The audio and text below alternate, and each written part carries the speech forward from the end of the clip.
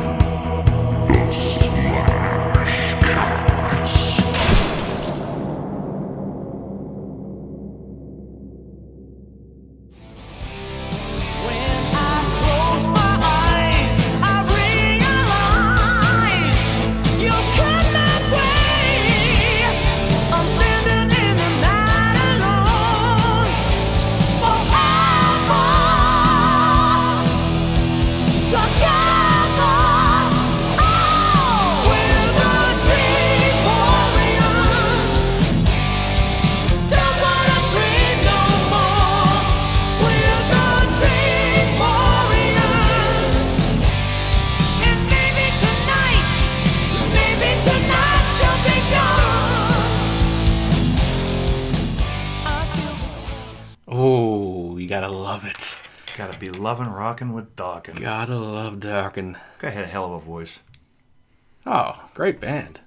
Great song, maybe. Great band, great song. Great band, everything. Less filling. What's that? What is that beer? We're not a sponsor. I don't want to talk about Nah. it. All right, everybody, welcome. This is episode 3 once again, and I'm once again here with my partner in crime, Mr. Sean, and aka Chevy. Yeah, we're gonna go with Chevy from now on. Yeah, we're gonna go Chevy from now on. I like it. Works for me, man. And maybe we'll get like a free trucker card. So they'll start talking, giving a sponsor for Chevy. Maybe. Right. No? Okay. Anyway, yeah. So we're gonna talk about Dream Warriors now, Yes, we are. and this is what your favorite. This is the movie that I absolutely rank as number one in the original Elm Street. I think a lot of people Series. do, honestly.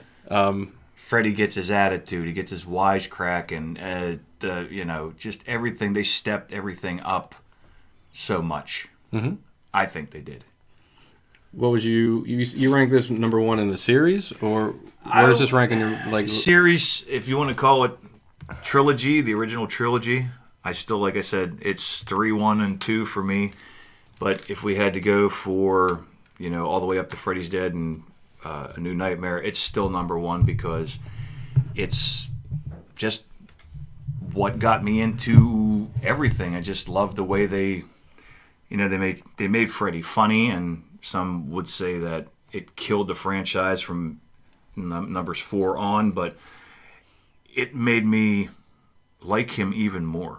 It just brought another dimension out of the character. And I think a lot of it has to do with the fact I think this was the movie that put it in the mainstream. Would you say? I'd say so. Yeah, I'd say so. This is also the movie that Robert Englund got what he wanted from them calling him back from Elm Street 2. He got top billing, if I'm not mistaken, and he got a lot of juju on the back of everything. He more so or less got everything he wanted. I think at this point he was like, "I'm the character. Mm-hmm. You're not going to have a movie without me. You can't have Freddy Krueger You're not going to have Freddy without me. I am Freddy Krueger." And deservingly so. I mean, He proved that right in number 2 when they tried to, use somebody else. yeah. So what would you like to start off with as far as what you want to talk about? We'll just not the whole movie itself, but what would you want to start with? Well, we might as well start with, my first note here says, "Hooray, Wes Craven's back." Not because let's, he wasn't there for number 2. They wanted to bring him back for number 3. He was busy with another movie. So he, I think, agreed to write a script. That script was basically I don't want to say, that wasn't the one that was too dark. That was the one where he wanted to basically have Freddy haunting the people that were in A Nightmare on Elm Street 1. People playing themselves in the movie. Yeah. And having Freddy come back and, we're going to haunt you. In the real world. Yeah, so basically A Nightmare on Elm Street was just that, a movie. Mm-hmm. Sound familiar? It ought to, because it became Wes Craven's A New Nightmare. Mm-hmm. So his second script was really dark. John Saxton cutting his eyelids off. Mm-hmm. I'm not going to bore everybody with all the details. You can check these out, but go on YouTube or you can go on YouTube and just search. Yeah, I mean, whatever. I don't want to sit here and just regurgitate facts, but the script was too dark. The people at New Line Cinema kind of went, "Oh, hey, thanks," and basically slammed the door in Wes's face, took his script and went, "Okay, we're gonna rewrite everything except for maybe this, and this," and they changed a lot. But not necessarily, because the one script, they kind of actually, we saw almost 60% of Wes Craven's script, a version of what he wrote in the actual movie. I mean, character-wise. I mean, they changed it. They've made white people black and black people white and people that weren't in wheelchairs and wheelchairs and this. Mm-hmm. They changed a lot of stuff within the script, but kept it somewhat of what Wes Craven had. I know, what was it, the killings were, they took a lot of the killings from what Wes wanted to do. Yeah. The snake killing scene. Yep. We call it snake killing, but when Freddy turns into the serpent, they didn't want that. That was originally supposed to be for Nancy. Yes. And they said it was too sexual, so they didn't want it that way. And they actually had to make it darker in the movie because it looked like a big dick.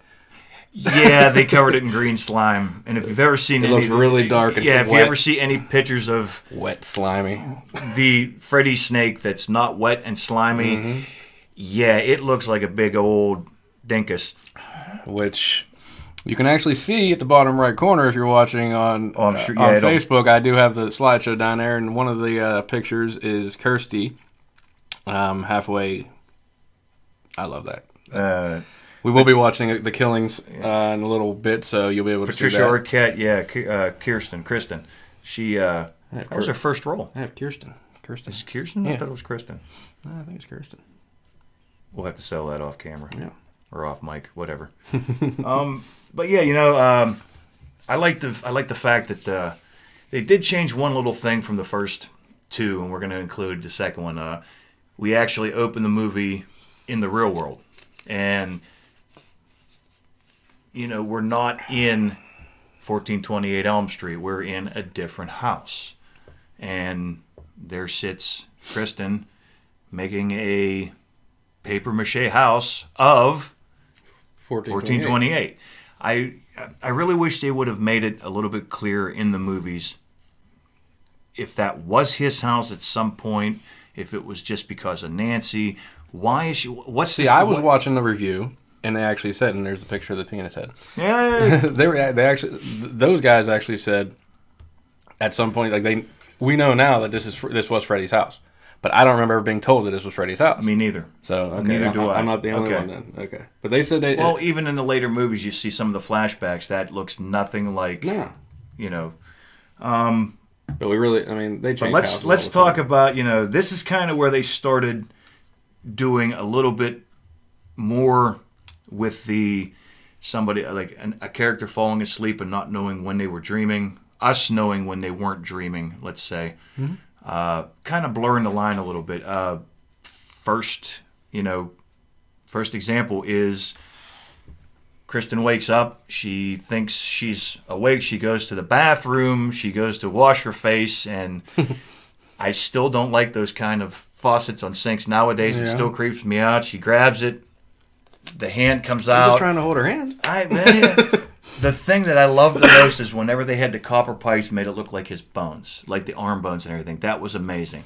Yeah. You still weren't sure whenever you saw her wake up and walk to the bathroom. You thought, oh, okay, from the last movies, everybody's awake. No, they started messing with what parts were dream, what wasn't dream. Which one thing that I know neither of us like the 2010 movie, but one scene that they did do in that movie was the pharmacy scene where they were having micro naps. And they were going in and out of that, and it was kind of real world, dream world. That's kind of what I think they were going for. That was actually really well done. If that's one of the things that I liked from the remake, the micro nap thing was good. So, in a sense, I guess we can say that that's a good homage to the original series that they did that. Sure. And I will defer. You were correct, Kristen. Kristen Parker was her name. Kristen. Yeah, it says right here in my notes, Kristen Parker. Yes. So I just wanted to defer. But but. She's the main character, but I getting into the other parts of the scripts, the other kids that we meet, because then she gets whisked off to Weston Hills because her mother, let's face it, she was a bitch. Yes. But we meet all the other kids that are supposedly there because of dreams, and it's kind of sort of those are the last remaining kids from Elm Street. Right. Yes. They were the last Elm Street kids, which I don't know how they even... That's still a little fuzzy on me. But we meet Will. He was the one that tried to commit suicide. He was the one in the wheelchair. He was the D&D master. Yes. You have Philip, which in my notes was the sleepwalker, marionette. Which is probably... the marionette. I know we're going to get to the kills later, so I'll save that. You got Kincaid, which I think was one of the most useless characters. But I don't want to say useless. Piss poor written. Because, I mean, we see them whenever they get into the dream world. He's strong. He can break through a wall and he can bend a chair. That was it. That's it. I mean... That's why I said... I'm sorry. The most useless one in the dream world was Joey. Yeah. He's a mute... His superpower is screaming. His superpower is screaming, which I have another point later on. We'll bring up to that. Taryn, who was a druggie, instead of going to Juvie Hall, she went to Weston Hills. The hot rocker chick.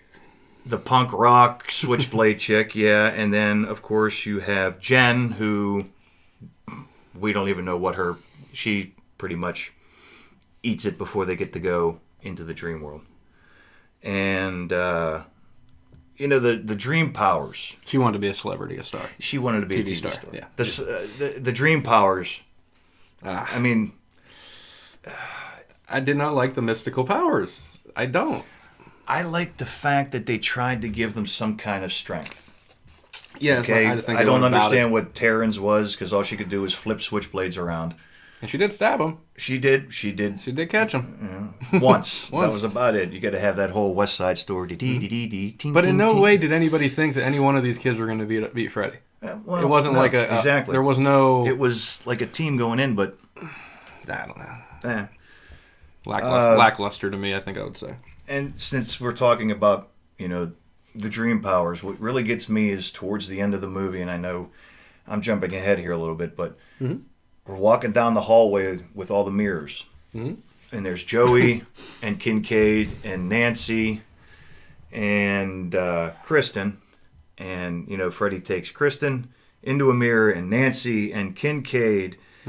And Joey's cowering in a corner and he stands up and his power in the dream world is screaming no. And they crash through the mirrors. But what even confused me more, and this is the question that I...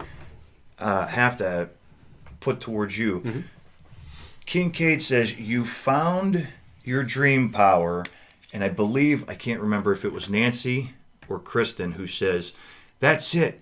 It's all over. How was it over? There's no way. Even when I first saw this movie, there's no way that I thought, oh, okay, he screamed no, shattered all the mirrors. Dead. Freddy's dead. Done. I agree. Give me your thoughts on that, sir. Well, which part? I mean, I'm laughing at it, so obviously the whole thing. Because you know what? Watching it back when I was a kid, I thought it was cool. But now, watching it ever many years later, I'm like, wow. What? I mean, do you think it was just honestly a way to try to end the movie? Maybe. I mean, there was a lot of things that were happening that made me think that there was a team of writers that were like, oh, I want this to happen, and no, I want this to happen, and then they tried to compromise. Yeah. So when you compromise your idea for somebody else's idea, it's no longer your idea, and it's probably going to lose some of its I don't want to say importance, but what you really wanted it to be. There's a lot of stuff with horror movies, and I'm not just going to stick with this movie, but horror in general, that I think if 1 or 2, 3 things were done, could change the entire movie to something better. And obviously, we found out about Wes's original script and the powers that be that didn't like it, but we're looking back on it like, damn, that could have been awesome. Yeah, it really could have. I mean, something like that. At the time, somebody probably looked at it and said, I don't like that, let's do this. And then the other person was like, okay. But who knows what we could have got if that other person would have stuck to their guns and said, yeah, no, let's do it this way. So, the other thing is, too, setting up from Dream Warriors into number 4, the Dream Master, I believe. Yeah, I think so. Which one's Dream Shot? 5? 5. Yeah. The dream powers of the victims start getting a little bit stronger, and you see, I don't want to say stronger, but more centered around what they were, the kid that was the comic book guy. Mm-hmm. And, he come out and he became his character, and also the kills started getting to be a little bit better. That was one of the big points that I think about. What I liked about number 3 was how specific the kills were to what the victims were. I mean, he basically showed their fears, I think. Like absolutely. He killed them with their fears. Yeah. Or their likes and wants. Let's get into it. Okay. I really have to say, my favorite kill. Well, wait. We're watching the kills, so you want to watch the kills first? Let's watch the kills first. Let's watch the kills first. Yeah. And then we will be able to actually refresh our memories and see what's up. So let's see. Dream Warrior Kills, brought to you by Carnage Count. All right.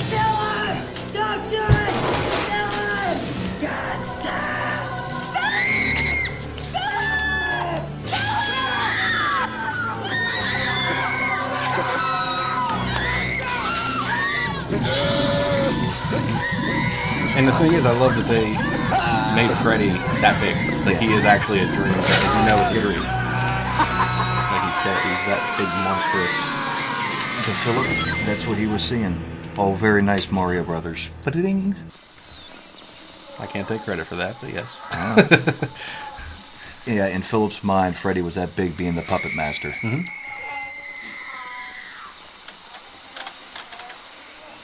This one... Jennifer. This is Jennifer.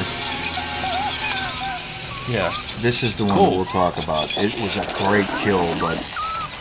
This is it, Jennifer. Your big break in TV. Welcome to our time, bitch. He gets vacuum seal Freddy. That's not a kill. Listen to your mother. That is not a kill. Dream kill. This is what I'm talking about, how he got more around what the victims did. Yeah. That right there. I want to touch on a little bit of the drug stuff and talk about something I heard about. What a rush. This was just... Sorry, kid. I don't believe in fairy tales. Just very anticlimactic. Yeah. That's how I saw it. And this Speaking of anticlimactic... Yeah. Everybody and him. This dude, Neil was a douche. Well, yeah. He just wanted to bang Nancy. That's all he wanted to do. Well, why the hell would she go to hug? Like, she knew he was dead. Yeah. Some of the stuff... Oh. That was it. Yeah, so, like I said, it wasn't a perfect script, but it was a good enough script where the crap stuff kind of... not crap, but... It kind of made us go, okay, we didn't notice it too much. Now, since we watched the kills, Jennifer. Yes. TV death. The TV death. Featuring Ms. Zsa Zsa Gabor. Yeah, and Dick Cavett. Dick Cavett. Really, at the time, loved the imagery of her hanging from the TV, and Larry Fishburne, not quite yet Larry. Lawrence Fishburne. Yes. Larry Fishburne coming in and looking and seeing her in the real world hanging out of the TV. Now I'm like, watching it and going, okay, how'd she get up there, and how does she put her head through an 80s TV? Mm-hmm. It would have made a little bit more sense. I mean, she did walk up and smack it if it would have came off the thing, landed on her head. Nonetheless, just visually awesome, but like sense-wise, think about it this way: what if during that kill, he did grab her, everything was the same, right? Put her head through the TV, but the TV fell off the wall and she landed on it with her head, like with it on her head. That would have made on the ground. That would have made a lot more sense. That's the way I see it. But visually, you see a body hanging out of a TV. Yeah, you're kind of like, wow, that looks cool as shit. Yeah, it does. But hindsight's 20/20, my friends. So and we can say this 25 years later or whatever, but doesn't make a difference. It still look cool. Yeah. Not my number one kill. I mean, if you want to talk about kills in the movie, is still Philip. Visually stunning. The way, I mean, this is what I was talking about. How Freddy started in number 3, being more specific to what we see in it. Philip made puppets. So I want to ask you: do you blame Kincaid for his death? Kincaid woke up, saw him sleepwalking, and didn't stop him. They were supposed to help each other and wake each other up, and he just said, "Have a nice walk, asshole," and he just kept walking. Kincaid was probably used to him sleepwalking. Somebody would have brought, you know what I mean? Kincaid wasn't on Weston Hill's payroll. No, but it was also before they actually agreed to do all that. So I could see why he didn't. But a lot of people were like, "Man, if he would have just woke him up, he wouldn't be, he wouldn't have died." It wasn't in the script, man. Wes Craven didn't have it in there. Anyway. Kincaid's a character I do want to discuss later on because he's an enigma as far as horror goes. Yeah, and we'll talk about that later on. But I mean, Philip's kill. I mean, the whole thing with the Freddy head on the puppet the puppet head morphing, I should say, into a Freddy head. The way they did it. Did you like the claymation? Yes, actually, I loved. You like it? For the time, you know what? It was probably, I don't want to say cheapest, but it was probably the most cost-effective way to do it. But it still looked good. Do you think it was overused back then? I know a lot of stuff was a lot of movies and shows were doing the stop motion claymation type stuff back then. Until CGI came in, it was probably the only way. Between that and practical effects, would you I still consider claymation practical. You have to actually. I saw it was more as a computery type thing. Well, it all depends on how you. I still see it as a physical effect. But getting back to Philip's kill, I mean, number 1 in my book because I mean, it was Freddy's walking him like a puppet from his fingers, from his left hand. I should have went this way. I had the wrong hand up. Sorry, but just the visceralness of the way they did it. He grows up from the puppet. He's standing over Phil's bed, tells him to be quiet, and you see 4 blind slashes with his glove, and then they pull back and see the tendons, the deep cuts in his arms and his legs, and then the tendons or the veins or whatever it is come.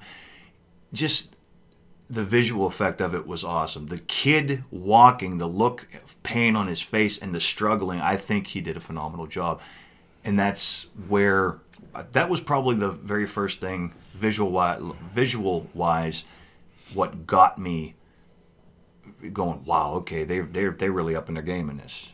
And even when they did a close up, it looked good. Oh yeah, It was a good kill. I like the effects on that. Yeah, there it is. Yep, there it is. I mean, everything looks really deep. Hey, let's talk about her kill. Dance. Yes, Taryn, the rocker chick with the drug problem.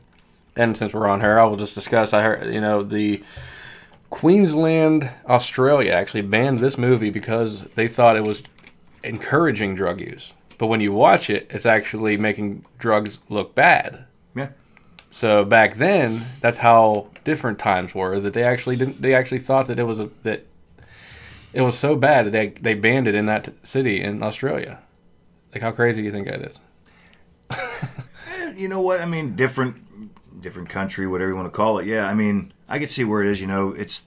It's Freddy shooting her up with 8 hypodermic needles, but killing her. So it's not glorifying it. Exactly. Now, if they would have kept the original effect in it, where her head blew up, but I guess they had problems with it. Maybe they would have had a change of heart. But still, I mean, somebody said, "Oh no, we see hypodermic needles." No. Yeah. I mean, and then he says, "Let's get high." Yeah.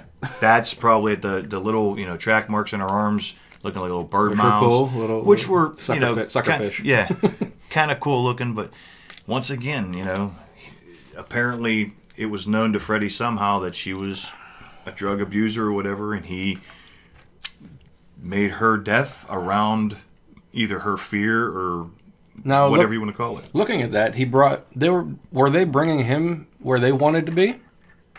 Like she went in there and she was powerful. That was her superpower character. You know what I mean? So did she bring him into that atmosphere, or did he bring her into that atmosphere? If I can remember correctly, that scene with Taryn and Freddy in the back alley, that was after everybody met Kristen the second time they were in group, and it was just, we got to go in and find Joey. That was after all the claws and all the feathers were flying everywhere, and they got separated. So apparently, what I'm thinking is Freddy still had ultimate power in the dream world, and he said, all right, I'm going to separate you over to here. You're a drug user. You probably used the back alleys. We're going to put you here, see what you can do. And, hey, she scored a hit on him. She did.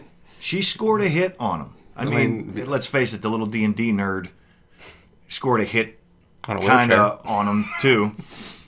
And on a cardboard wheelchair, I guess. But, I'm glad they didn't make them completely overpower him. I mean, let's face it, he's been rocking the dream world for a long time. Mm-hmm. If you would have had them go in there and just start laying waste to him, I don't think the movie would have held up. Just, Gotcha. What were your thoughts on Terrence, or you want to go to another kill? Let's go to another one. I mean, what do we got here? We got to go to Will. Yeah. Yeah, Will was a nerd. He thought he was a wizard. He blew up a wheelchair and thought he had Freddy, and Freddy killed him. I mean, there's nothing else you can say about it. That kill scene was over like that. I mean, hey, it's the chair for you, kid, or, you look tired, have a seat. There were two good, now trademark Freddy quips in it. What are your thoughts on Freddy killing, like, when he kills people, you see his glove, and he just goes, and this out. Yeah. You know what I mean? Even when he kills Nancy. Yep. Stab, out. In and out. You know what I mean? Like, would you have liked to see them make him more gory killing? Or do you like the understatement of just the 4 blades in him? I know where you're coming. I know where you're getting at. Yeah, I mean, if you got a slash, you're going to, kind of go across. But if you're actually taking and jamming in, you're going to start puncturing all kinds of stuff. Yeah. And what if he went up in and was able to pull things out and stuff? You know what I mean? That would, I mean, it would kind of visually look good, but I mean, you got that whole, ratings board or whatever you want to call it. But anyways, when he went in, whenever he kills Nancy at the end and he kind of takes his fingers in, you see him kind of flex a little bit like he's going up and in more. Mm-hmm. So yeah, I mean, I like that stabbing instead of the slashing. More so, I mean, you've got 4 blades going into you, so I think that's more so or less kind of just the way it should be. All right, not bad. Yeah. See, I would not mind seeing, like, if he's supposed to be this dream demon, I would not have minded him to be like a more gory Jason type killer. I wouldn't have minded it. They made him more of a personality than just a mindless slasher, which was probably a good thing. Yeah, he was more of a gentleman killer. Yes, he got it over with. Said you're done. Yep. He wanted to get rid of the Elm Street kids. Yeah. All right, so that was Will. I think that's pretty much. Well, then we have Joey. Yeah. Joey first view of nice, beautiful, luscious boobies, luscious 80s boobies, and she was hot. She was very attractive, yes. And that was the only nudity in the movie, right? Yes. Yeah. Do we want to discuss about where that scene could have went? We could. I'm not stopping. How would y'all like to see Robert Englund with boobies? Because that's what it was supposed to be.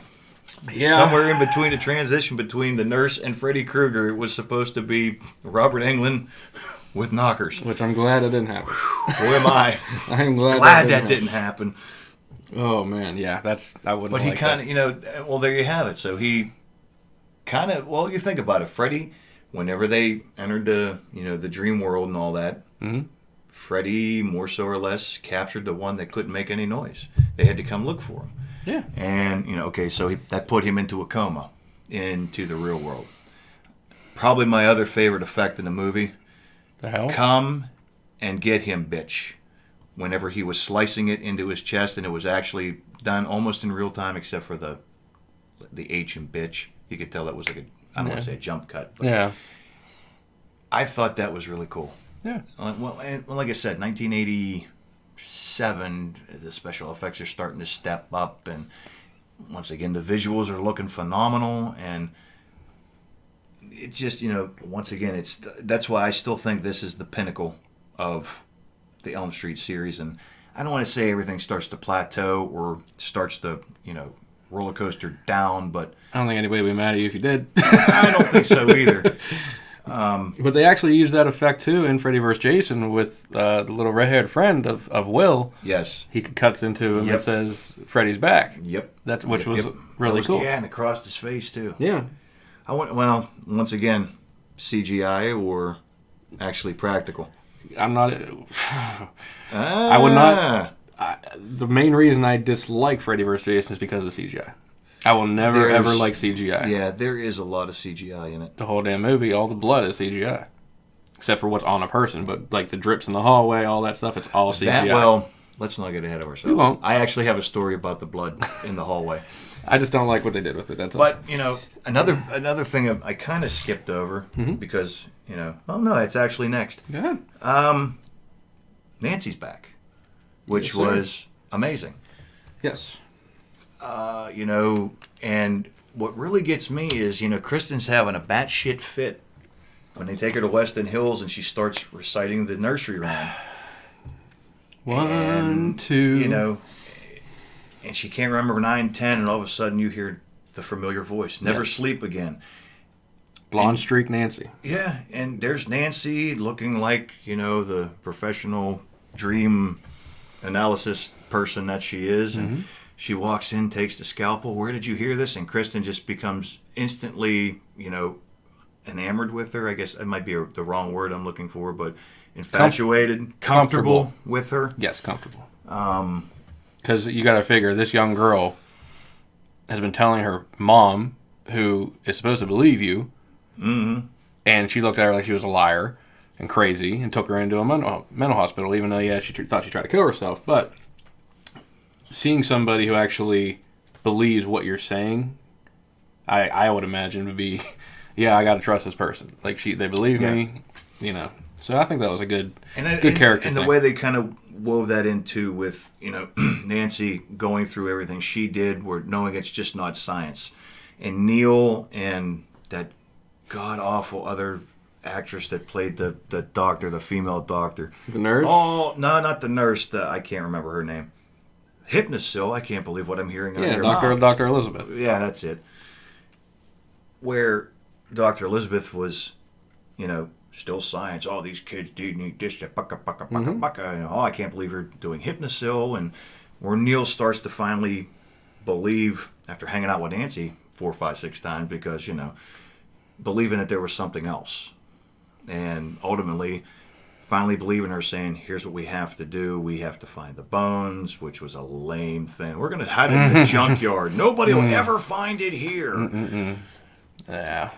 John Saxton, another yes underutilized character. His death was just, here's the idea, John. We're going to pay you this amount of money. You're going to come in, you're going to act drunk, you're going to drive here, we're going to get the bones out, then you're going to get impaled on a 59 Cadillac fin. Not only that, but you're going to have this doctor bitch you out. He treated him like a little bitch. Yeah. Oh, I got the keys. You're going to go somewhere? Yeah. Hey, you know what? But even in the bar, he pushes him against the wall. You know what I mean? You're going to come with me. And I'm like, no, it's a cop. Yeah.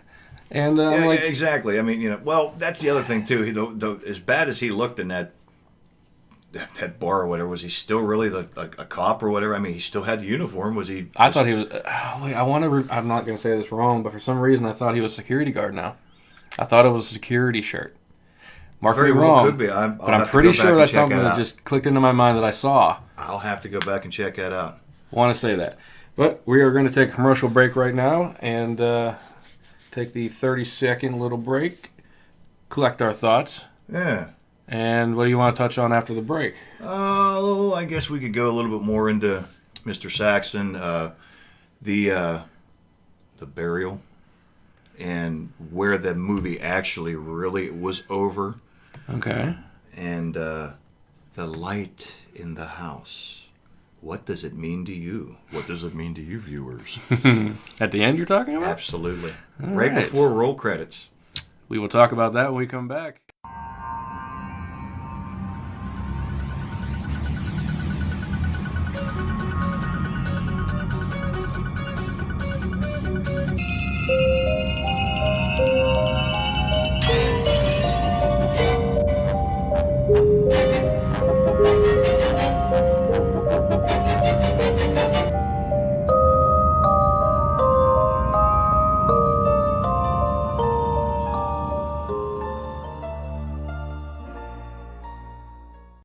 And we are back. Thank you for sticking with us through that long break, everybody. Yeah. How's them commercials? Yes. To try to give you guys a little something to listen to, while we... I got an idea for a commercial. We need to get a frog to start selling, like, insurance. Oh, I already have some feelers out there for sponsors and things like that. So I'll be doing a little bit more commercials and a little more ads. So. Well, let's get back to the burial. The burial. I mean, bones, the CGI bones. No, yeah. Oh, you know what, though? Honestly, as much as I like stop motion, wow, was that bad? That was bad. It was bad, but anyways, notwithstanding how bad it looked, but it looked good in 1987. Can't say it didn't. So we go to a junkyard, and we drive 15 minutes into a junkyard. In the caddy is where the bones are. Really? Yes.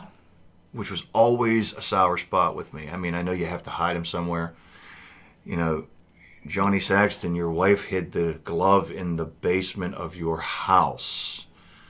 You guys didn't have any good places. Why didn't you do this whole thing before? So now I'm starting to realize, we dig we burned somebody alive in their boiler room because he was murdering children. We're going to take the bones. We're going to put them in a burlap potato sack. What are we going to do with them? Are we going to put him in hollow ground so he can't do anything? No, not right now. Let's put him in the trunk of this Cadillac and just completely forget about it. Put him down Old Man Green's junkyard. Yeah. Throw this car there. Nobody's ever going to buy. Surprised Fred Sanford didn't come down and find him accidentally. Wah, wah, wah, wah. Wah, wah, wah, wah. So, your thoughts, why do you think that him and Nancy's dad and mom were the keepers of Freddy? Why? I wish I don't know. Is that like a plot hole they're not describing to us? I don't know if it's a plot hole, if it's something that the writers went, these kids nowadays ain't gonna even think now. It's about the green and red striped guy with the blades. Wrong. I mean, she had the glove. Her dad knew where the bones, right where the bones were. Yeah. Why just those parents? I thought it was other parents from the town. So where are the other parents? They've moved on. Apparently, either that or somebody's. I just think we could see more, get more of a backstory on Nancy's parents. But there's that whole thing where in the dream world, and Freddy's just about ready to kill Kincaid. He's got him up by the throat, and Freddy looks off to the right, like, huh? Oh, somebody has jostled my spinal column. So I need to disappear. Yes. And once again, a real world, you want to call it a possession? Let's do it, because it was a skeleton fighting two humans. It was so his skeleton got brought back to life in the real world. Yep. Freddy did what he thought he could do. He thought he had, Neil killed. Threw a couple shovelfuls of dirt on him. He was fucked up. Threw his hands up in the air, went, ooh, and then collapsed. Yeah. Later we see, whenever, Freddy finally does do Nancy in. Okay, you Neil said in. Does her in. Yes. Yeah, I said in. Neil finally crawls out of the grave, scoops the bones in, does the holy water, throws the crucifix down. You see the cross come over. That was one of the other neat effects they did in the movie. And like I said, I like it. Before CGI, I don't know if it was considered rotoscoping, practical, whatever you want to call it. That right there should have been the end. Okay, so for us, it was the end of Freddy, supposedly. But now we come to the whole Neil's sleeping, Nancy's gone, the funeral. Something we haven't touched on. The nun. Really? Yes. Do we need something, a big plot hole? Was she a ghost? Could only Neil see her? Was it really Amanda Kruger? Did anybody else interact with her throughout the movie? No. No. No, not at all. It was a weak plot point that was only put in to put Freddy on how he was born. The origin story. The bastard son of 100 maniacs. Do you enjoy that backstory? I really wish they wouldn't have used the nun as a visual because it was... But opposite. She's a nun, and he turned into the demon. You know, a complete contrasting people. You think that's what they were going for? I think that's what they were going for. Okay. Now that you say that, yeah, I think that's what they were going for. Did they do it piss poor? Yeah. Fucking A, they did. Yes. But the whole thing with, like I said... it just didn't make sense to me. It was just a useless, tidbit in there. I would have liked it if they left that out of part 3, came into part 4, and threw in the backstory, threw in an origin maybe. Yeah. But I don't think part 3 needed that. Right? It didn't need it, and by any means. So I just think it was one of those things where the writers were throwing ideas in. So the very end of the movie, here's going to be my question to you, Jim, and. Do we do the comment below kind of things if we want to? Of course. Well, I already have on there the comments. What's your favorite kill in the movie? Well, so you can comment below. But anything else you want to ask people to comment? I'll throw this into because this just popped into my head and we're trying to get ideas. Mm-hmm. At the end of the movie, you see Neil laying in bed. He's all tucked up and rolled up and everything, and there's the Nancy's dream doll that was on the mantle, and he, supposed to ward off bad dreams. Mm-hmm. And there's the popsicle stick house. Yes. Bing! Mm-hmm. And a light comes on upstairs. Now. In Nancy's old house. Yes, in Nancy's old house. Who is it? Who do you guys think that was? Do you think it was a cheap way of saying, hey, there's going to be a part 4? Or do you think that it was supposed to be somebody watching over Neil saying, hey, everything's going to be okay? Because you don't hear anything else more from Neil. Did he fall asleep on screen? Yes, I do believe so. My thought is that he met Nancy in the dream world and they were banging in her room. Okay. That's not what I thought. Actually, what I actually thought was, I actually thought it was Nancy in the dream world whenever he fell asleep, her light coming on. Watching over him. And giving us hope that Nancy could still return in a form if she can control that, Exactly. I think that would be a good thing to do. The other, and of course everybody in 1997, oh shit, the light come on in the Kruger house. Ooh, Freddy's coming back, and we fade to black and roll credits and... Because we always get the laughter that he's coming back. It's what I mean. But I think that was a cool thing to do. I thought it was. I thought it was kind of neat. And like I said, they tied in a bunch of other things too. I mean, like even the Hypnosil. I mean, which is a big part of the storyline throughout the movie from then on. Even like I said, when they tied that into one of the main points in Freddy vs. Jason, it's nice to see that. Weston Hills was that. Yes, and it's nice to see people doing their homework and paying attention to what has happened in the past and keeping the history up. Well, I think that's necessary, especially if you want to make the diehard fans happy. Yeah. You have to stick with the origins of what you're making. Because we all know what the originals are going to be. Like, all the remakes today, feel about them how you do, one key aspect is they have to stick with what made them possible. Why you're able to make that remake is because of the movie that was made 20 plus years ago. Yeah, absolutely. So, you have to do that. Not like these, if I'm not mistaken, like lame horror movies. I'm sorry that I'm kind of, I took a right turn at the fork, but this is a roundabout. Get off wherever the hell you want. Yeah, I got you. The lame-ass horror movies today. I mean, seriously. I mean, I don't watch them. So. Well, I try not to watch it, but one of them that I couldn't stop, and I know this is way off of Elm Street, I had to watch it just because of my child. The fucking Banana Splits. Why would anybody think of making the Banana Splits a horror movie when it was a kid's show? It just, stuff doesn't make sense anymore. And I know I'm completely off on a tangent here, but I just saw a commercial or a trailer for Fantasy Island.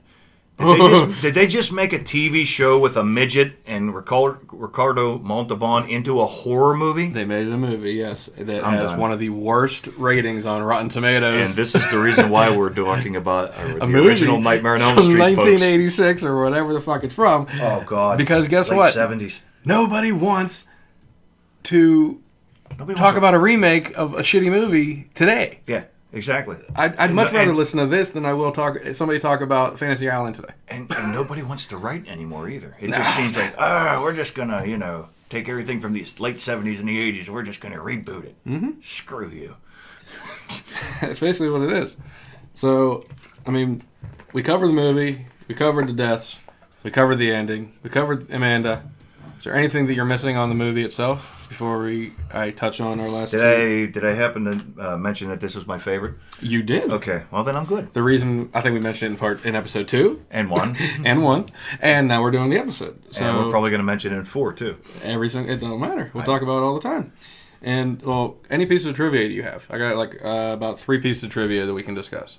Go for it, man. I mean, let's see. Let's see how good you are. Well, we talked about, not trivia as far as asking you questions, but stuff people might not know. Yeah. The poster.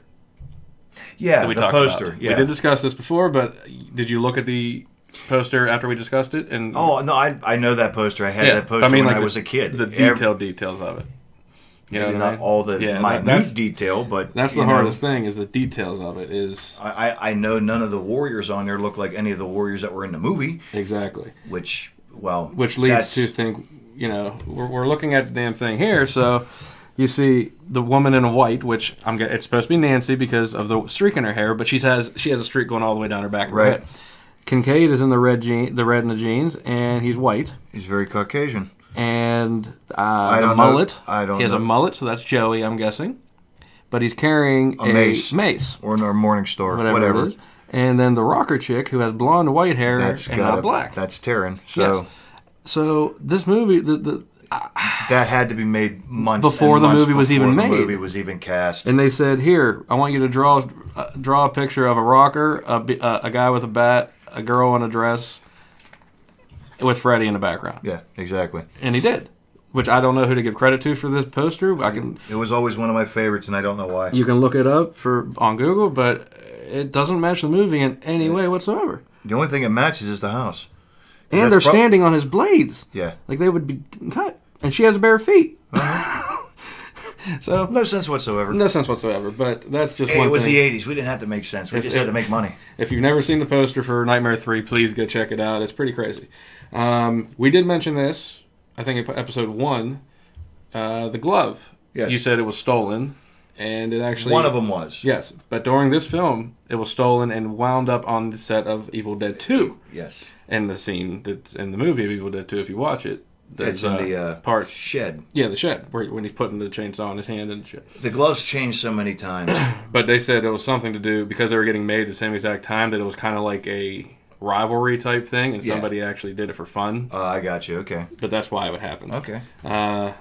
We talked about the Australia thing. Kincaid we didn't discuss.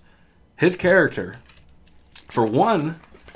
Good Lord. African-American character. That survived a horror movie in the 80s. Yeah. So that's way ahead of its time. Oh, yeah. But it's not, because it was a mistake. The writers forgot to kill him in the script.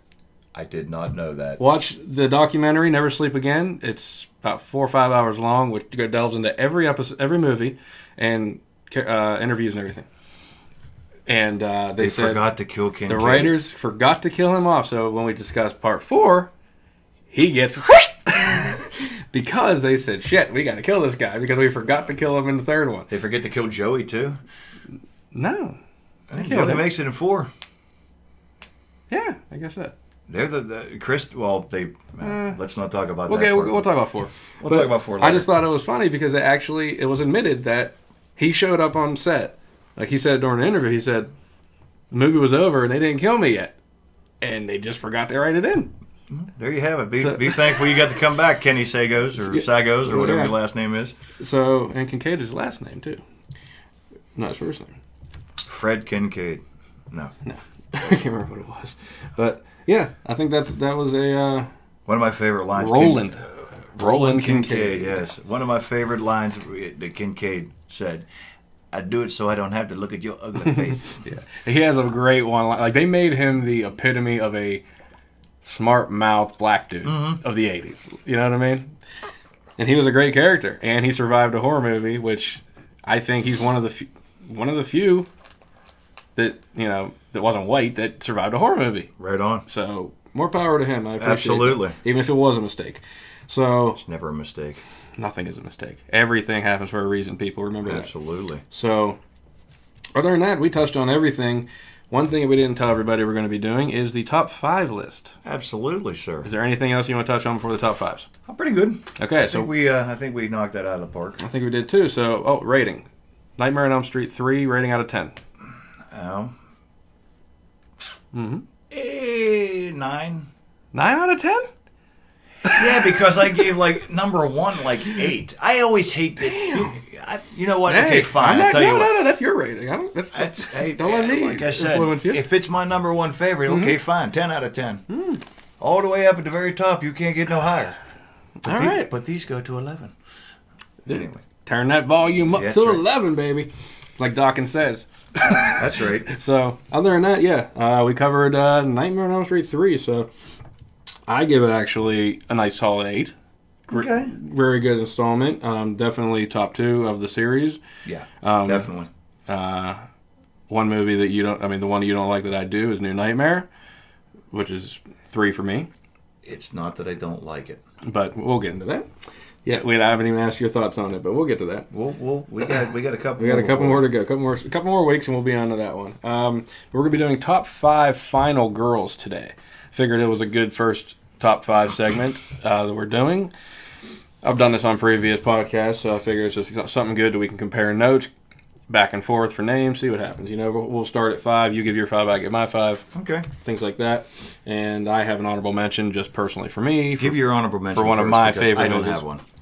Okay. So, and for you guys listening, please type in the comments. You can give your top 5 final girls. If you disagree with our list, give your own list or what you think of ours. My honorable mention is actually Taylor from Behind the Mask, The Rise of Leslie Vernon. And the reason I chose her, not only is that one of my favorite movies, I have met her and the actor who plays Leslie Vernon in person last year in Gettysburg, which I wish you would have been able to make it. It was incredible. I wish I could have too. Such an incredible. Shout out to Rock Poppin' Horror, Gettysburg, PA, coming up in May. I will be there. Doing some interviews too, so that's going to be a fun time. She was actually chosen, she actually was doing a documentary on a serial killer, which was Leslie Vernon. Nice. And the whole movie, you think she's just, filming and following a killer to see what he does. But, spoiler alert, in the end, she becomes the final girl that he had chosen from day one to kill him. Because he knew that she was the virgin, knew that she was strong, and that's what happened. Might give it a shot. It's an incredible movie, and it literally throws back to all horror movies. Like all the Easter eggs and stuff. Like you'll see, they talk about Michael Myers, they talk about Jason, they talk about Freddy, they talk about Chucky in the movie as real people. Chucky. And Scott Wilson, rest in peace, great man. I've hung out with him in Steel City Con. He's in the movie, and he plays a retired serial killer who is mentoring this guy who wants to be a new serial killer, Leslie Vernon. Okay. And they talk. He talks about back in my day we had Mike, Jason, Fred, and he talks about it. Okay. And it's really, really well done. There's puzzle box in the background for Hellraiser. There's a whole bunch of stuff throughout the movie. Real great movie to check out. But she was a final girl who didn't know she was going to be a final girl and turns out to be one. So she actually, throughout the movie, doesn't even know that she's in danger. Gotcha. And then at the end, turns out to be having to defend her life and go after the serial killer. So she's Very a nice. really strong character. So it's a very obscure movie that not many people have seen. One of my favorites. Give it a chance. Hopefully a part 2 coming out. They told me they want it. They want to make it. We'll see what happens. So start with your number 5 for me, please. My number 5. I know you probably did these different to what I did. That's the point. Had a different. Alice from Friday the 13th. Okay. Reason being, I more so or less went final girl, what they went through to become a final girl. Mm-hmm. Alice, yeah, it was Mrs. Voorhees. I don't want to say she didn't get put through stuff, but of my 5, she got put through the least mental and maybe physical. Yes, because up until the end of the movie, she was basically, playing strip Monopoly in a cabin. Yeah, not doing absolutely. And then she started finding her friends knocked off and had to fight. But she was fighting a 65-year-old woman. Yeah. You know what I mean? So I get you. Great. I mean, you can't not throw her in there because it's original Friday 13th. Started a lot. Yeah. So more power to you. My number 5 is actually Kirsty from Hellraiser. Okay. I can see that. It's not only did she deal with some shit. Yeah. Hell, she deals with insane asylum. She deals with her, her dad being skinned alive. All this stuff. And wanting to know the pleasures without really wanting to know the pleasures. We have such sights to show you. But I think she went through more than most final girls had to go through in a movie. Most. Okay, most. Well, that might be a. So. Anyways, that's my number 4. 5. Yes. My number 4 is Laurie Strode. Okay, roll your eyes because once again, like I told you, what she had to go through, she almost copies Alice, but she's going up against a big hulking dude. Okay, I mean, let's face it. Well, mental, physicality and everything. I mean, that's where I'm putting. That's why I'm I got you. a final girl. I'm not saying she's a weak character. She's a very strong character, but she had it kind of easy. My opinion. Gotcha. My number 4 would be Mary Beth from Hatchet, the Hatchet series. Played by 2 different characters, but in the sequels, was played by Danielle Harris. Okay. And I was trying to. Yes. My brain was rebooting as to what it was. And I think most horror fans know who Danielle Harris is. So she's also from the Halloween fame and tons of other horror movies. But she played in 3 movies: Hatchet 2, 3, and Victor Crowley. And she actually physically fights the killer. Right. And beats the living shit. Like, there's a lot of gore in that movie. Yeah. It's pretty. I mean, all the movies actually, but she went through a lot. So I threw her in a number 4. Who's your number 3? Once again, just remember where I went. Mm-hmm. Sally, from the original Texas Chainsaw Massacre. That could have been on any list, but she went through a shit ton. And I'm not talking about okay. Mental-wise, she went through a bunch. I mean, just she just didn't have one stalker going after her. She had a whole crazy family, and just that's just the way I say. Okay, I mean, that's my opinion. My opinion why I left her off my list. I love Texas Chainsaw Massacre. I love Leatherface, even though the character got changed so damn much. Throughout the years, and the story too. My definition of a final girl is somebody who actually has to fight and try to defeat the killer. She just tried to get away, and she did. Well, she went through a lot. She fought a little bit. I mean, but really, she jumped out the window, ran to the street, found the truck, got on it. She had a lot of problems being able to change night into day when she jumped out the window. That's a hell of a superpower. That's a hell of a superpower. But I mean, I give you credit for putting on there because obviously that was 1973. One of the first. Yeah. I mean, that is what it is. Yeah. Texas Chainsaw Massacre, Tobe Hooper, great film. Started a lot of the horror genre that we know of today. But that's a good pick. My number 3. Who's your 3? I can't is wait. Tina from Part 7 of Friday the 13th. psychic Carrie type. Very good. Very good. That is literally probably I forgot all about her. That is my number one. Because number 7 sucked. Yeah, well. Sorry, Kane. That's actually one of my favorite movies of the series, not only because of what Kane did to the character and how he made the character what it is today. Great guy. But Tina actually defeated him, beat him, with her mind, yes. Well, and you really want to get down to it. It's Tina's dad who defeated him. Well, throughout the movie, I'm saying she was able to take him down a lot, ripped his mask in half, all that kind of stuff, set him on fire, put the roof on him, all that shit. Like she did all that. Hit him with a light fixture, knocked him down the steps. Hit him with a light bulb. Freddy. But other than that, Laura Park Lincoln, great character. And I just like what she did throughout the movie. I think that the movie itself was good, and I think because she had to fight him throughout the film makes her a good final girl. My number 2 is going to be, my 2 and 1 are pretty standards, I guess, but this might be different from most. I'm going to say Sidney Prescott from Scream. Wow. Yes.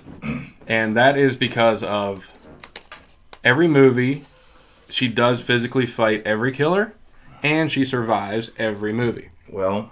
And I think that's what makes her a final girl, because she's the main character, and she's the main person they're trying to kill, and she survives. That was your number 2? That's my number 2. Who's your number 1?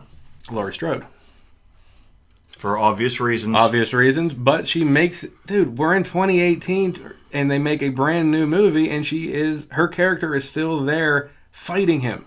40 years later, dude. You do bring up a point, but I was... 40 years later, and 2020. I got you. And she's still in the damn thing. And she's geriatric. Doesn't matter, she's in the movie. Her character lasts. I got you.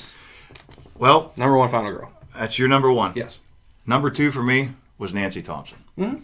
And... See, Nancy went through a lot, and once again, talking mental this and that, she was watching people actually get butchered, not knowing what was going on, the whole thing in the dream world, everything, having to watch her inflatable mother get thrown through the window. I put an asterisk next to her because she only survived 1 movie. She still survived. But as far as number 1, I think there... You want to know the funny thing is my number 1? Mm-hmm. Sidney Prescott. That's no doubt, because I thought Sidney, because only reason why I called for Sidney, because I'm sitting there and I was bouncing a lot between 1 and 2. Sidney not only went up, saw people, trying to figure. She was going up not against. She thought she was going up against 1 killer. 2 different people could get her anytime she wanted to. Look at the end of the movie. There's Shaggy from Scooby-Doo acting like he's bleeding. The Johnny Depp lookalike comes down. Oh, what's going on? This and that. She thinks she's safe. The killer's out there, and hey, it was a mind fuck. It really was. It was a great twist, and of course, it was Wes Craven. That's why I put Sidney, because she went through. That was a lot of mental stuff. She never knew where it was going to happen, when it was going to happen. She could have been with her so-called boyfriend. Here comes the masked killer. She's out in the grocery store. She sees, hey, look, there's, Matthew Lillard's character, because I have no qualms about forgetting his name in the movie. Stu, that's it. Stu Macher. Thank you. Stu Macher. Hey, how are you doing? And, somebody else comes in. It wasn't the same. It wasn't a Jason. It wasn't a Michael. It was, what was his name? Ghostface, I guess, official. Ghostface. But it was anybody. It could be anybody. Yeah, and you also brought up good points too. She fought all of them, all the way down the whole series. Part 1, 2 killers. Part 2, 2 killers. Yep. Okay. Part 3, we go to Hollywood. Oh, it's her brother. Well, she doesn't even know it's her brother, but turns out to be her brother, half brother, whatever it is. Her brother. Was it different dads? I think. I really didn't see 3 all the way through. I kind of... Oh, no. Well, basically, she goes out to Hollywood. They're making Stab 3. And the director, Roman, is her brother. And that's who the killer turns out to be. Spoiler, whatever. Okay. And then we got part 4, bringing back the 2 killers. But they were her niece and her friend. That's where it started going a little bit. Yeah. But then we got part 5 coming out, which...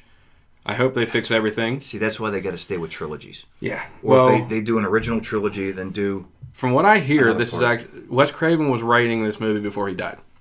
His son picked it up. And he's trying to make this movie for his dad. I hope he does well. Hopefully it turns out to be good. I mean, I'm pretty... So far, what I've heard online is that all three are coming back. Sydney, Gale Weathers, and Dewey are all coming back. Oh, not Doofy. That was... Doofy's in Scary Movie. Yeah. Great character. Love that. I still love that fucking movie. Yeah. Well, we're cleaning my room. Oh, this just went off the rails. Oh, well, that's what it's supposed to do. So, other than that, I mean, were you surprised that I put Sydney in there? I was a little shocked. I thought you'd be more shocked that I would do it because I come around the corner from getting that bottle of water and you said number 2, Sidney Prescott. My jaw hit the floor. I'm like, wow, okay, so maybe we are Jedi mind melded together. We're there, buddy. Believe me. And I'm going to tell you right now, what I did for you a couple years ago with that Scream mask I gave you was one of the hardest things I had to do. But something told me to do it for you.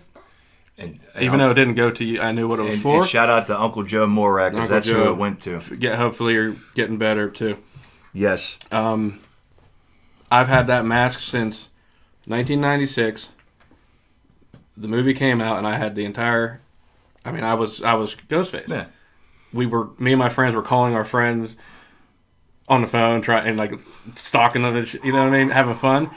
Scream was my teen years. Yeah. So it meant a lot to me, and I kept that mask all those years. And I said, you know what? Better to give than to receive. I gave it up. And I'm going to tell you right now, Joe deeply appreciated it. Well, I'm glad. He did. So, I mean, I have all their masks. I have all that stuff at home. It's fine. It's just material shit. Yeah. If somebody can appreciate it, I was happy to do it. So, Scream, I know the Scream series probably as much as I know the Halloween series. But I never discuss Scream. I don't know why, but I know Scream more than I know Scream just as much as Halloween. So, yeah, that was our top 5. Let us know what you think in the comments below. And thank you guys for listening to us babble on movies that we love. Yes. We appreciate it. I mean, not everybody has to, but for so far, the couple hundreds of people who have watched or listened to the first 2 episodes, hopefully people are enjoying it. Man. Please share. Please like the page. Go on Facebook. Type /cast and all that. And other than that, we will be back. We will be back for episode 4 of /cast. Do you want us? I want to ask you now. We got to part 3, which was your favorite. Do you want to continue each episode with this series, or do you want to split this? We're going to do all Elm Street. No, but I mean in order. Do you want it maybe? Do you want to do them all in order? We got to do them in order, man. Okay, that's how they were released. Yeah. All right. Just wanted to make sure, in case you wanted to mix it up a little bit. But we're going to hopefully try to work on getting. We'll throw in a couple live episodes here if we can. We will hopefully try to get in the throwing on a video on there just so you can see us chatting about it a little bit. Yeah. And the goofy stuff we do. All the shit we do while we're sitting here and reading our notes and stuff. But other than that, I appreciate everybody listening, and please share and like the page. And please, yes. So for me, Jim and Chevy, we will see you next time. All right, guys, take care. And I will hopefully in a week. If anything happens, you'll hear from me, but please keep track of the Facebook page. I will be posting posts about when we're going to record and when the episodes are going to be out. So we'll hopefully stick with this nice schedule. So have a good night. Weekend. Good night. Have a good one.